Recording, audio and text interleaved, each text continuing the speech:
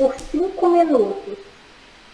Bom dia, doutoras. Bom dia, doutora Bom Solange, doutora dia. Nívia. Bom dia a todas as nossas colegas advogadas e advogados que estão nos acompanhando pelo YouTube. É uma satisfação muito grande estar aqui com vocês para debatermos esses temas tão relevantes para a nossa sociedade. De fato, nós que atuamos especialmente na área de família, nós notamos essa intenção, de alguns genitores de quererem reduzir significativamente o padrão de vida dos filhos. É onde eles começam a ocultar bens, ocultar valores, colocam os bens, as propriedades no nome de terceiros, começam a movimentar dinheiro em contas de terceiro e às vezes isso acontece muito antes do divórcio ou da dissolução da união estável. Às vezes o companheiro ou o esposo, o cônjuge já começa a fazer isso ainda durante o relacionamento. Ele começa a colocar os bens no nome de outras pessoas, consegue manipular a companheira ou a esposa, dizendo assim, olha só, eu vou colocar no nome de minha irmã, de minha prima, do meu amigo, para reduzir na declaração do imposto de renda. E manipula a mulher de tal forma que ela acaba acreditando que o real motivo é esse, mas quando na verdade não é. Ele já está fazendo de tudo para que, se houver uma dissolução da união estável ou um divórcio, ela seja prejudicada na meação e também vai prejudicar, consequentemente, também os filhos na hora que for necessário fazer o arbitramento da pensão alimentícia, porque se ele coloca o patrimônio no nome de terceiros, se ele movimenta o valor em contas bancárias também de terceiros, como é que a mulher vai conseguir comprovar que ele tem um rendimento mensal alto, capaz de honrar o que ela está pleiteando? Por mais que nós, enquanto estivermos defendendo a mulher e os direitos do infante, junte documentos comprobatórios das despesas anteriores dos infantes, é muito difícil de, durante o processo, nós conseguirmos comprovar o poder aquisitivo desse pai. Conseguir comprovar que, de fato, ele dispõe de recursos para pagar aquele valor que está sendo pleiteado. Mas como ele já fez toda essa manipulação anterior, durante o processo é muito difícil, por mais que nós anexamos ao processo documentos, fotos, rol de testemunhas, ainda assim é difícil, porque o juiz, quando ele vai julgar, ele vai se basear pelas provas que nós anexamos ao processo. Por mais que o juiz ou a juíza ainda peça para que seja feito um estudo social, para que se faça uma investigação mais detalhada, ainda assim fica difícil, porque como é que vai comprovar? Certo, ele colocou o bem em nome de terceiro, a empresa dele tem faturamento X, mas ele tem prolabore Y, ele é sócio, ele não é o proprietário de 100% das ações da empresa. Então, o juiz, quando ele vai decidir o magistrado, ele se baseia nas provas. Então, se a gente não consegue provar, se a gente não tem como demonstrar para o juiz que, de fato, aquele patrimônio, que, de fato, aquele pai, aquele genitor tem aquela rentabilidade capaz de honrar com aquele valor que está sendo pleiteado, nós não vamos conseguir. Então, o que eu vejo e a forma que eu procuro fazer também nos meus processos é que, se eu identificar que está tendo uma fraude, eu já alego a fraude processual, porque nós sabemos hoje que a fraude processual é um dos crimes contra a administração pública. Eu acho que é uma medida que nós podemos adotar, já mencionar no processo e já pedir para que seja instaurado um processo criminal contra esse pai, contra esse genitor. Só que mesmo assim, como a doutora Solange falou, eu entendo que essas medidas ainda assim não são suficientes. Além da gente atuar de forma preventiva, orientando esses pais, orientando esses genitores, que eles precisam manter o padrão de vida desses filhos, que esses filhos é quem vão cuidar deles mais à frente, que é isso sempre que eu falo nos processos. Eu disse, veja, o que o senhor está fazendo agora pelo seu filho, esse tratamento, esse investimento, o seu filho vai lhe recompensar lá na frente, na velhice. Só que eles não pensam nisso, eles são muito imediatistas. Eles pensam, às vezes estão pagando uma pensão irrisória de 200, 300 reais e acham que a mulher dá para manter a criança o mês inteiro e ainda dá para os luxos dela. Mesmo sabendo, eu já tive casos aqui de eu chegar e dizer para o pai, o senhor faz o seguinte, pegue 300 reais, vá no supermercado e veja o que dá para o senhor comprar com esses 300 reais. Porque são com esses exemplos práticos que a gente consegue demonstrar para ver se a gente consegue convencer o pai, o genitor, a que ele deve continuar, porque esse valor não é suficiente. Então, eu acho assim, que além da gente atuar de forma preventiva, orientando, como um seminário desse aqui, onde nós podemos instruir, compartilhar conhecimento, experiência, ainda eu acredito que tem que ter medidas mais severas para coibir esse tipo de ação, de atitude do genitor, do pai que quer fraudar o processo para poder pagar uma pensão alimentícia irrisória. Então, é como a doutora Solange falou, as medidas que nós temos hoje, que é a possível alegação de fraude processual, pedir uma litigância, a condenação por litigância de má-fé, ainda eu vejo como medidas que não são eficazes.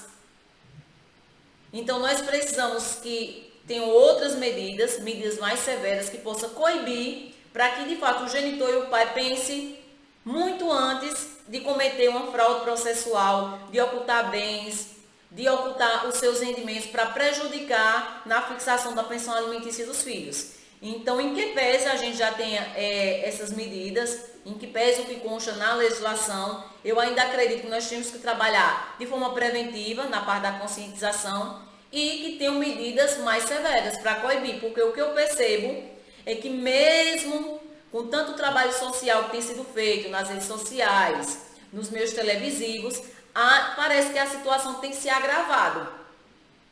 A gente vê ainda mais casos de homens ocultando bens, ocultando patrimônio, manipulando a mulher. E o que a gente observa também é que por mais que seja uma mulher instruída, uma mulher que tem acesso à informação, à comunicação, ainda assim, quando ela se encontra numa situação de violência doméstica, ela não consegue perceber. Ela se deixa envolver e se deixa levar. E só depois que ela percebe. Ontem mesmo eu fiz um atendimento que a minha cliente ela ficou o tempo todo elogiando o companheiro e tudo. Só que ela me contou uma situação específica do caso dela.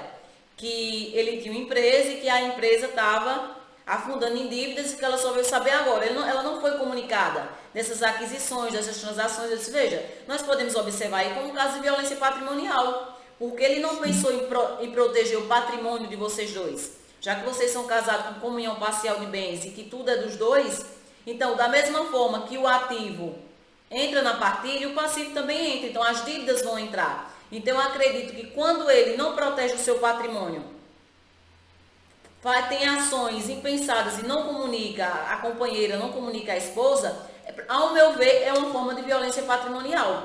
Só que o que nós percebemos que muitas mulheres não se dão conta de que a violência doméstica não é apenas a física, né? A gente tem que trabalhar muito isso ainda, para esclarecer que nós temos, que tem outras formas de violência doméstica, que tem a violência psicológica, a violência patrimonial, a violência sexual, porque a violência moral, porque o que eu observo é que as mulheres, repetindo, enfatizando, por mais informação que tenha, como está naquele círculo vicioso que o agressor, geralmente ele começa protegendo, aí a mulher pensa, não, ele está fazendo de tudo por mim, está me agradando, mas na verdade ele está fazendo isso para poder circular a mulher de tal forma que ela se sinta totalmente dependente dele.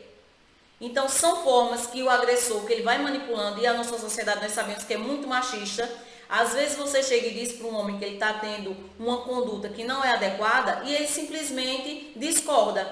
Eu produzo muito conteúdo na rede social e eu observo que quando eu falo algo acerca dos direitos da mulher, quando eu falo algo acerca da violência doméstica, quando eu falo dos medos, dos traumas que as mulheres vivenciam em relacionamentos abusivos, no mesmo instante eu perco assim 100, 200 seguidores.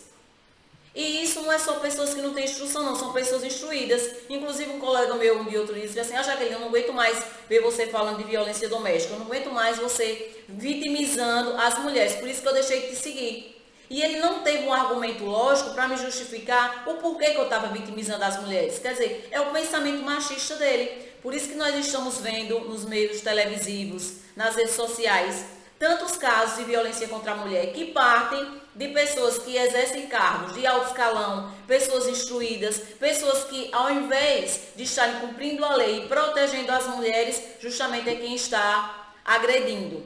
Então, eu acredito que nós, advogados, familiaristas, temos que, além do nosso trabalho na rotina do nosso dia a dia, a parte de peticionar, de participar de audiências, nós temos que fazer também esse movimento social, de participar de congressos, de eventos, de palestras, para trazer cada vez mais informação para a sociedade. Porque uma sociedade bem informada, uma sociedade que entende dos seus direitos, que entende os desdobramentos, fica muito mais fácil de assegurar e de garantir que esses direitos de fato sejam cumpridos e respeitados. É dessa forma que eu vejo. Então, em resumo, essa questão da fraude, né, nos processos de ação de alimentos, de revisional de alimentos, de execução de alimentos, são muitas e notórias. E o que eu percebo é que nós precisamos de medidas mais efetivas. Porque até nos processos de execução de alimentos, tem pais que fazem depósitos falsos e ainda junto no processo, não tem aquele depósito que você faz no envelope, que você pode depositar ali o envelope vazio. E só depois é que o banco registra que não tinha dinheiro naquele envelope. Só que aí junta o comprovante de que fez o depósito através de envelope. Só que não colocou um centavo dentro do envelope. Então, são inúmeras fraudes. E isso é no processo de divórcio, é no processo de reconhecimento de solução de união estável, é no processo de ação de alimentos, né? É no processo de revisão de alimentos, é no processo de execução de alimentos. Então, o que eu observo é que precisamos urgentemente de medidas mais efetivas e que tenham aplicabilidade prática mesmo para coibir esse tipo de ação e também punir de forma mais severa quem se arriscar a cometer um ato ilícito, porque nós sabemos que fraude processual é um ato ilícito, se trata de um crime contra a justiça. Obrigada, doutora Jaqueline, pelas considerações, pela reflexão e principalmente pela partilha, né, na sua militância aí como advogada familiarista. Passo agora a palavra para a doutora Solange para poder fazer as considerações finais. É com você, doutora Solange.